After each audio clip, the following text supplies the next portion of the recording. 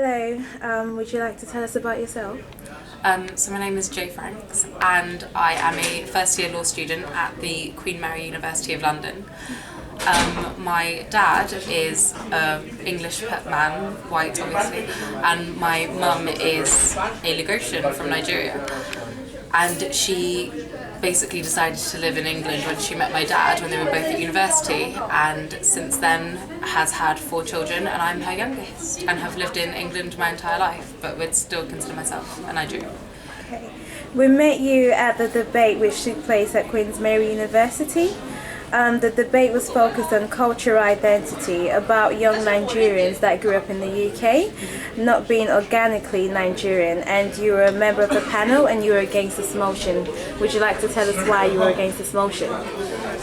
Personally, as a mixed race person, I think it's quite a touchy subject to try and define what ethnicity or what race you are, and as somebody who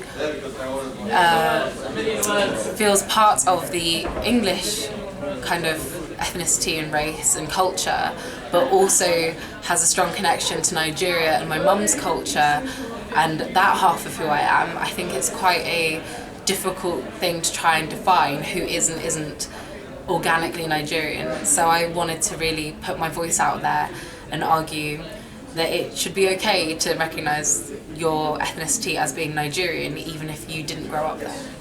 Okay, do you plan on moving to Nigeria at any point?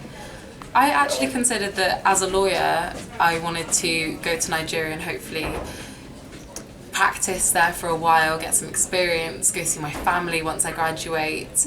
There have been a lot of reasons why I haven't gone to Nigeria a lot as I've been growing up, but as an adult I think, yeah, I definitely want to go back and experience what it's like over there. You feel like you're more equipped to go back to Nigeria now?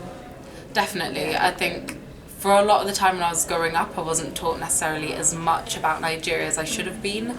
For example, my mum never taught me how to speak any of the languages that she speaks. I only ever grew up speaking English with my parents speaking English to each other because that's the language that my dad speaks. And we grew up in England, so there was never any need to speak another language. But I think in terms of the culture, I definitely have been surrounded by that in my family life and want to experience more of it by actually going to Nigeria. And when I have been, it's been the best time, so I wouldn't see any reason why not to go. In terms of the culture, you mentioned during the debate that you could cook some Nigerian dishes. What Nigerian dishes can you cook?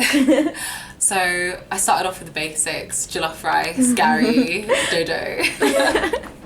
And I've recently started trying to learn how to cook suya, which is a lot harder than you would think it is.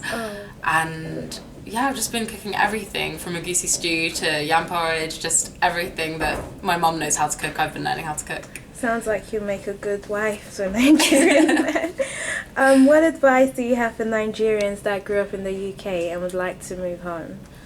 I think if you grew up in the UK, first of all, make sure that you still are in touch with your culture, that you need to make sure that you're not like having a naive westernized approach of what it means to be like African, especially recently with things like Band-Aid 30 that has been very patronizing towards African people, and a lot of like new ideas of what it is to be African have come out which are quite patronizing, almost racist, and a lot of times is very different to what it actually is to be part of your culture. It's very detached, a very westernized view.